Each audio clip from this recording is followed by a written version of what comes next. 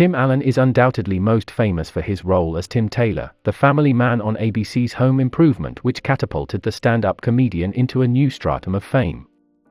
Premiering in 1991, the hit sitcom aired on televisions across America for 8 seasons with a total of 204 episodes. While the character Allen played is recognizable, and the actor's subsequent Hollywood films in the 1990s were successful, few people know he used to be a drug dealer. The family-friendly comic actor you know and love spent 2 years and 4 months in a federal prison for drug trafficking.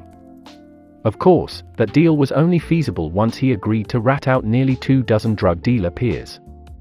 Almost every stand-up comedian has an interesting background and origin story of just what made them get up on stage and face the general population's collective fear of public speaking. Turns out that this unsuspecting sitcom dad might be a contender for the top of that list. Born in Denver, Colorado on June 13, 1953, Tim Allen's birth name was really Timothy Dick. According to biography, Allen was teased about his last name, which provided him the chance to use humor as a defense mechanism. Allen's father Gerald Dick was killed in a car accident when the young boy was only 11 years old. Allen and his father were very close before the fatal crash, and it was actually Allen's dad who taught him everything there was to know about cars. "I loved my father more than anything," Allen later said. "He was a tall, strong, funny, really engaging guy. I so enjoyed his company, his smell, sensibility, discipline, sense of humor, all the fun stuff we did together. I couldn't wait for him to come home." After the family moved to Detroit, Michigan, his mother got remarried to her high school sweetheart. The two raised Allen and his siblings fairly traditionally before Allen left for Central Michigan University. He then transferred to Western Michigan, where he met his first future wife. He also began dealing drugs.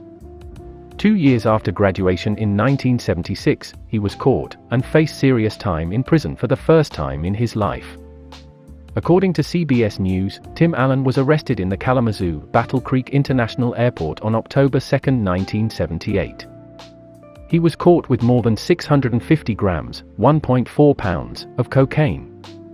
Unfortunately for Allen, state legislators had just passed a law that tied a life sentence to any conviction of selling 650 grams or more of cocaine. A few resources specify the details of Allen's arrest, but John F. Wukovit's book Tim Allen, Overcoming Adversity is by far the most substantial. As Wukovitz explained, Allen was set up by an undercover officer named Michael Pfeiffer, who allegedly had been following the amateur drug dealer for months. It was Pfeiffer to whom Allen unwittingly gave the brown Adidas gym bag filled with cocaine. Wukovitz explained that it was Allen's idea to choose the airport, as he'd seen this sort of scene on television before. He put the bag in a locker and then walked up to Pfeiffer and handed him the key. Once Pfeiffer opened the locker and its contents, Allen was swarmed.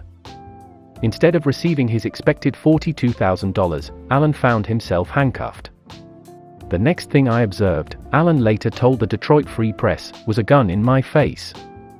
Facing life imprisonment, he pleaded guilty to drug trafficking and opted to provide the names of other dealers to authorities in exchange for a lighter sentence. That allowed him to be sentenced in a federal court rather than a state court, so the new Michigan law could be ignored. As the future star charmed a judge throughout the ordeal, he told Allen that he expected him to be a very successful comedian.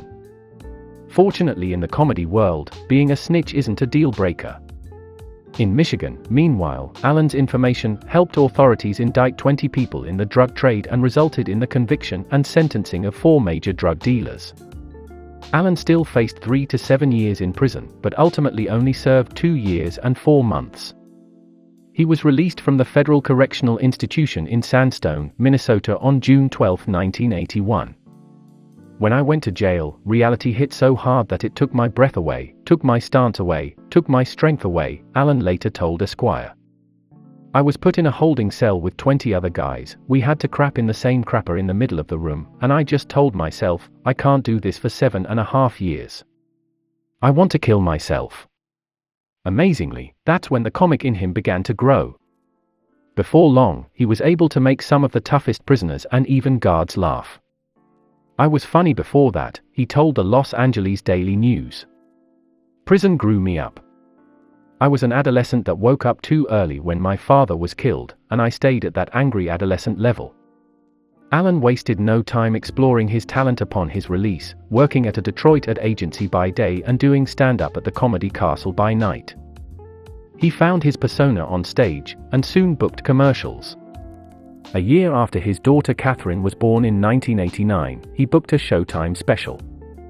This caught the attention of Disney's Jeffrey Katzenberg and Michael Eisner, who offered him movie roles. Alan turned them down. He eventually persuaded the studio to let him do his shtick as part of a sitcom. Home Improvement premiered in 1991, with his drug-dealing past behind him. The rest is history, from his successful run in the sitcom until 1999 to roles in classic movies like Toy Story. While his path in life might not be the most advisable route to take, the decisions he made, some more honorable than others, certainly had him come out on top.